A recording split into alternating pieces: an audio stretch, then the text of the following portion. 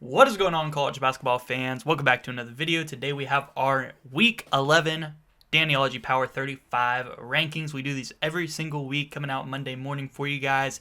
And it's been another really good week of college basketball. Conference play has been a ton of fun, and we have a ton of good basketball all the way up until March Madness at this point. So I'm super excited. So make sure you guys subscribe if you guys are new. We do this series, a bunch of other college basketball content here on the channel. Without further ado, let's get into these rankings. All right, as always, I give you guys the entire top 35 rankings with the watch list all at once so you guys can look at it, and we will go over it starting with our number one, still our number one team in the country since I believe week 2, all the way up to week 11 now is the Auburn Tigers. Now, they did go 2-0. They did escape South Carolina, which was a very close game on the road. But they did go 2-0 this week against Texas and against South Carolina. Bad news for Auburn, though. Johni Broome is hurt for we don't know how long yet. He will be back, I'm assuming, by the time we get to March Madness and stuff like that for sure. I mean, he got a pretty bad sprained ankle. So I'd say at least a month he is going to be out for sure. So that is some bad news, but Auburn is still a really good team. They're going to get him back by the time we do get to the NCAA tournament, hopefully, but I'm pretty sure they will. But they do remain the number one team in the country heading into this week.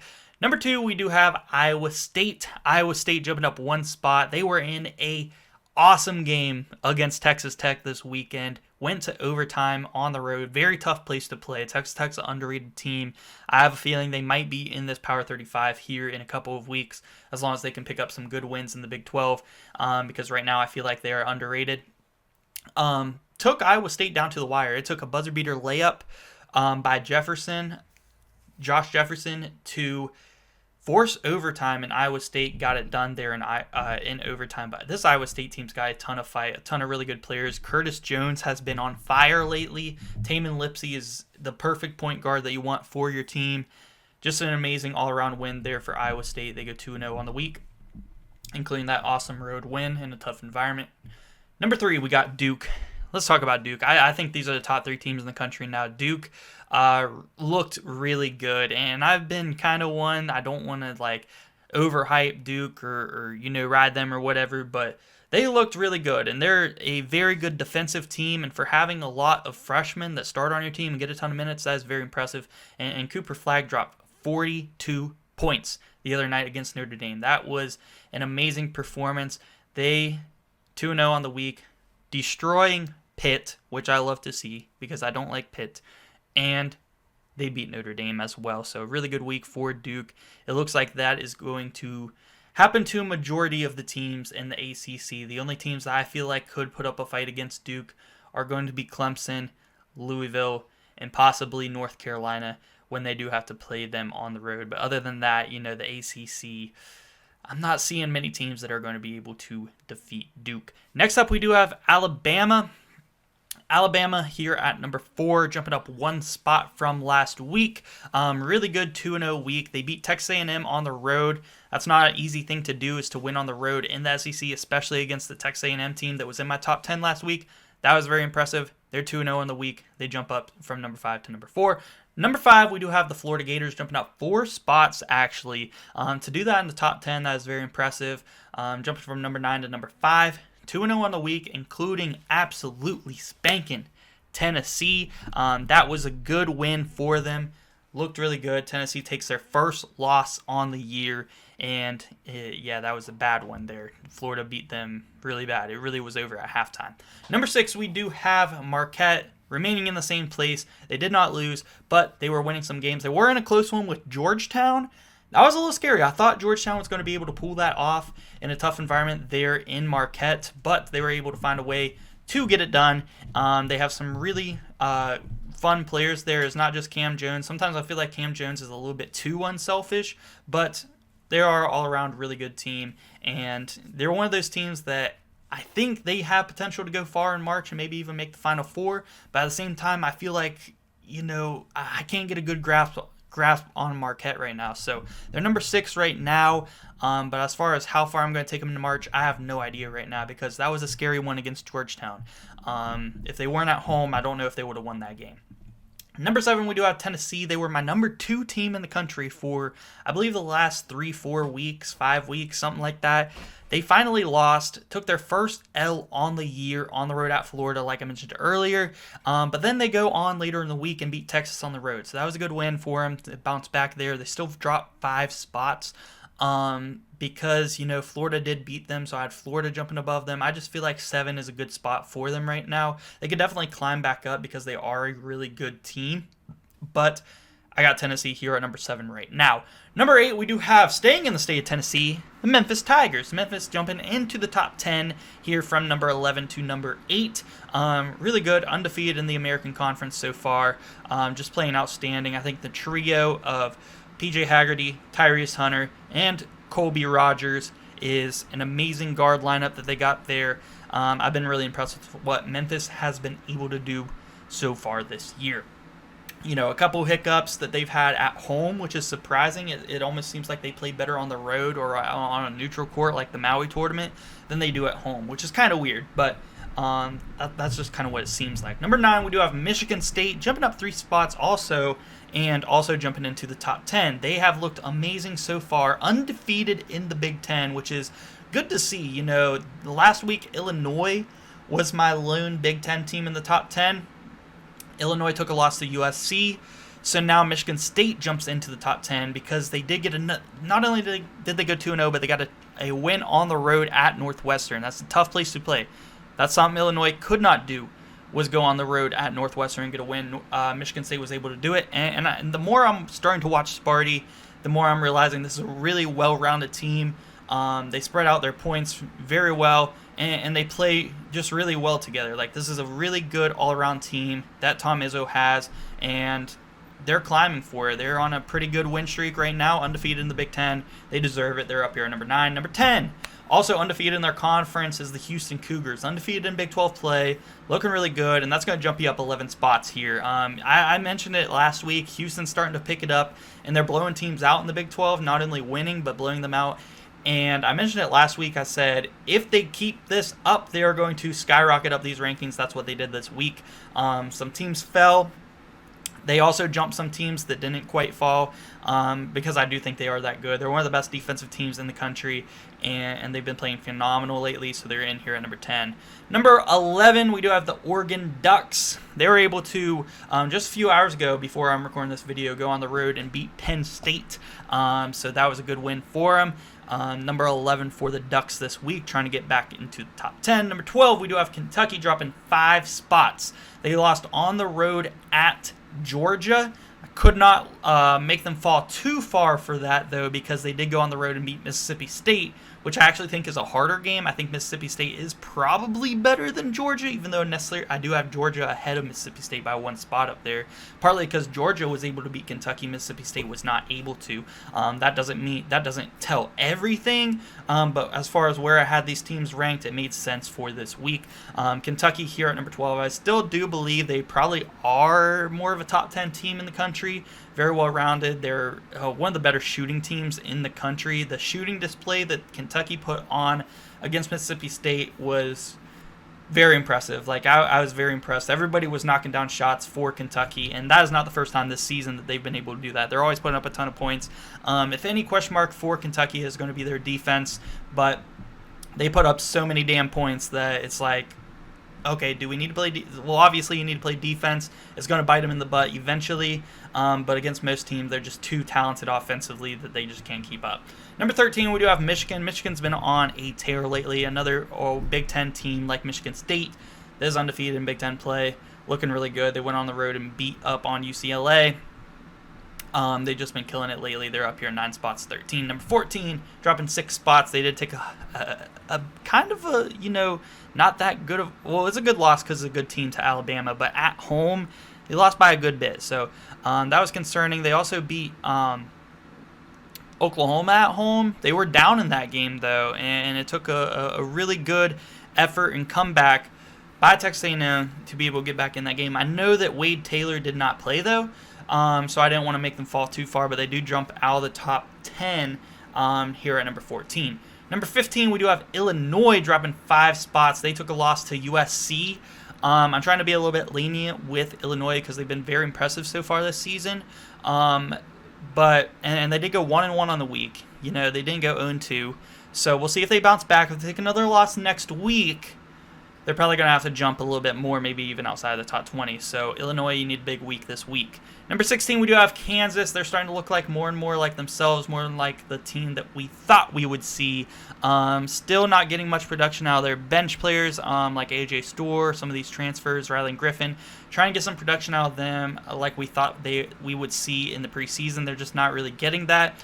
But Zeke Mayo, another story. He was the transfer that they are getting a ton of production out of. He has been one of the main reasons that they are still, a top-level team. But they're here at number 16, jumping up 3 spots. Number 17, one of our bigger jumpers of the week, jumping up 10 spots, is Purdue. Beating these Big Ten teams recently by a lot of points and looking really good while doing it. They blew out Nebraska pretty bad here today on Sunday as I'm recording this video. Looking really good as of late, playing their best ball. They're up 10 spots from 27 to number 17. Number 18, we do have Utah State jumping up 2 more spots. A really good game this past week against Boise State, and a 4-point play to be able to take the lead and win that game there in Logan. It was a great environment for Utah State. They were in the top 20 last week. They stay there, jumped up 2 spots from number 20 to 18 this week. Top team in the Mountain West right now. Number 19, we do have the UConn Huskies dropping 6 spots after their loss to Villanova. Still no Liam McNeely, so that is tough because they would have liked to have him in that Villanova game. Would have been a huge help. When they get him back, it is going to be interesting to see because they'll probably be able to climb back up. Even without him, they'll probably be able to climb back up. I still think they're the second best team in the Big East Conference. Number 20, we do have the Wisconsin Badgers jumping up 3 spots, 2-0 on the week. Very impressive. I think they are underrated. They have some really good guards on this team. It's not just John Tunji. They have a pretty well-rounded team. Greg Gard, also one of the more underrated coaches in the country. Georgia, talk about underrated coaches. Mike White has this Georgia team hot, hot, hot. Jumping up 11 spots. Them and Houston are my highest jumpers of the week. And, yeah, Georgia, man. Defeated Kentucky, and also, who else did they defeat? They defeated Kentucky, and they also defeated Oklahoma. So those are 2 really good wins there in the SEC. They were both at home. We'll see if they can do it on the road here next week. But I was very impressed. They definitely deserve to be in the top 25 at least. I got them here at number 21. They're jumping up 11 spots from 32 to 21. Number 22, we do have Mississippi State dropping 5 spots. Like I said, they did take that loss to Kentucky, but they did also get another win on the road at Vanderbilt that was pretty impressive. I still think Mississippi State probably underranked, but right now it's hard to move them any higher than this after they took that loss to Kentucky. It was a really good team, so it's not a bad loss. I think they'll bounce back. I think they're more of probably a top 15 team, but for now, for my rankings, I got to keep them down here at 22. Number 23, we do have Ole Miss jumping up 5 spots. 2-0 week in the SEC is going to jump you up every single time, and Ole Miss was able to do that this week. And number 24, we do have West Virginia, 1-1 week. Did take a tough loss to Arizona where they got beat up pretty bad at home. The lack of depth there and some injuries are starting to catch up for the West Virginia Mountaineers, but they were still able to bounce back and go on the road at Colorado and pick up the W. So they're going to drop 6 spots, staying in the top 25 here at 24, dropping from 18. Number 25, we do have Gonzaga, a team that West Virginia did beat in overtime, and Gonzaga staying put here. They did go 2-0 on the week. They did beat Washington State this week. Washington State and Oregon State playing in the West Coast Conference this year, so interesting there, but good win there for Gonzaga. They could probably climb up. If they keep winning next week, they're going to jump up quite a bit. Baylor jumping up 9 spots here, 2-0 on the weekend in the Big 12. An impressive week, beating Cincinnati. That was a pretty good win. And yeah, I know they got blown out the week prior to Iowa State, but they're here at number 26. I can't get a good grasp on Baylor right now. Like, they're one of those teams, like, they have all the talent in the world. I just feel like they haven't put it all together quite yet. But if they do, they could be dangerous. Number 27, we do have St. John's. St. John's jumping up 4 spots, 2-0 week here in the Big East Conference, on the road at Xavier. Good win there, and then at home against Villanova. That was also another good win, especially because Villanova's been heating up lately. So really good week there for St. John's. I wanted to put them in the top 25, just couldn't find the spot for them this week. If they keep winning, they'll definitely be there next week. Number 28, we do have Oklahoma, one of the bigger fallers of the week, dropping 13 spots, 0-2 on the week. Just not a good one. I feel like they really need to go 1-1 this week, and they're going to continue to fall. They really got a rude awakening when they got to SEC play, and they're starting to fall a lot. That's back-to-back weeks where Oklahoma's took quite a dive after they started the season off pretty hot, undefeated, all the way down here at number 28 now. Number 29, Louisville, unranked for me last week, but they have been killing it with wins against Clemson and Pitt on the road. Very good wins. Louisville has been very impressive lately. And yeah, they definitely deserve to be ranked, and they're all the way up here at number 29. Number 30, also, they weren't ranked last week, but I have them jumping up 7 spots because they were on the watch list last week, and they were one of the top teams on the watch list last week. They continue it, get it done. After winning on the road at Cincinnati, they went on the road at West Virginia, and then they come back home and beat UCF, Central Florida. Very good wins there for Arizona. They're jumping up 7 spots from the watch list up to number 30. From the way it started for Arizona, very impressive bounce back year for them, bounce back for them over the course of the season from where they started climbing all the way back up into the top 30. Very impressive. Arizona's been playing some really good ball lately. 31, we have St. Mary's jumping up 10 spots. They were somewhere on the watch list last week. So they're up here at number 31 this week. They're just killing it there in the West Coast Conference. Number 32, we do have Maryland. They were on the watch list last week as well. They did go 1-0. Bounce back week that they needed this week after going 0-2 on their West Coast road trip the week before against Oregon and Washington. So they needed that win. They're going to need another good week here this coming week. New Mexico, they weren't ranked for me last week, but they got a big win in the pit against San Diego State, also going on the road and beating Wyoming on the road. So really good week. Donovan Dent is an electric player, super fun to watch. And New Mexico's got a little bit of a squad down there. So we got 3 Mountain West teams ranked this week, and our third one is right below them here at 34, the team that they beat. Very tough place to play in the pit, but San Diego State did take a loss to the Lobos. And yeah, San Diego State here dropping 8 spots because of it, but they're staying ranked. Still room to improve here and climb back up in the rankings, but they're staying ranked here at number 34. Number 35, we do have Clemson. Not ranked last week. I feel like that was a mistake on my part. They probably should have been ranked, but making up for it here by putting them here at number 35. Not even just the watch list, but keeping them or putting them in the rankings at 35, making up for it because they should have been there last week. They're a really good team. Ian Shefflin, one of my favorite players to watch in college basketball. Not even joking. Super entertaining. Super entertaining player to watch. But watch list, Vanderbilt dropping very much out of my rankings after 0-2 week.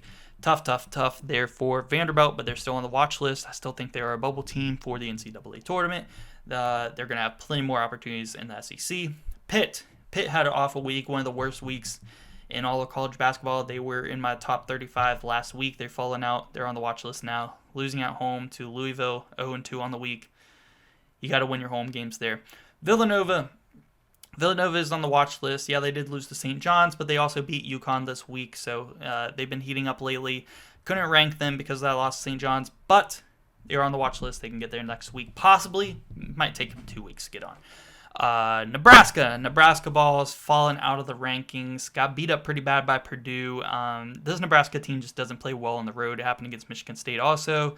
We'll see if Nebraska ever kind of figures out, how to at least keep it close on the road. It just hasn't been that pretty lately, this year. So North Carolina continues to win, even if though they are always close games. Ian Jackson has really emerged lately as a top freshman in college basketball and a stacked freshman class this year. And yeah, North Carolina, they're creeping back up. They're probably going to be ranked next week as long as they can go 2-0. Iowa, impressed me. I didn't want to put Iowa on here, but they keep hanging in there around the bubble, so we'll put them on the watch list here. Dayton follow on my rankings. They've just been not playing good at all lately. Losses to UMass, George Washington. They're in the A10. The A10's a tough league, guys, but we'll see if Dayton's able to bounce back. And Georgetown, after finally making the rankings for it's been a while since they've been good. Ed Cooley's been doing a good job, though, but they had a rough week this week, so they dropped back out of the rankings, but I kept them on the watch list, so there they are, Georgetown. Let me know what you guys think about my rankings, guys. Who got snubbed? Who's too high? Who's too low? Let me know if there's anybody I'm missing from my watch list. I might even know of some I'm just forgetting, or if there's one team that I'm sleeping on that should be at least on the watch list, let me know down below in the comment section. And yeah, guys, thank you guys so much for watching. Subscribe if you guys are new. We got a ton of college basketball here on the channel. And yeah, guys, thank you so much for watching.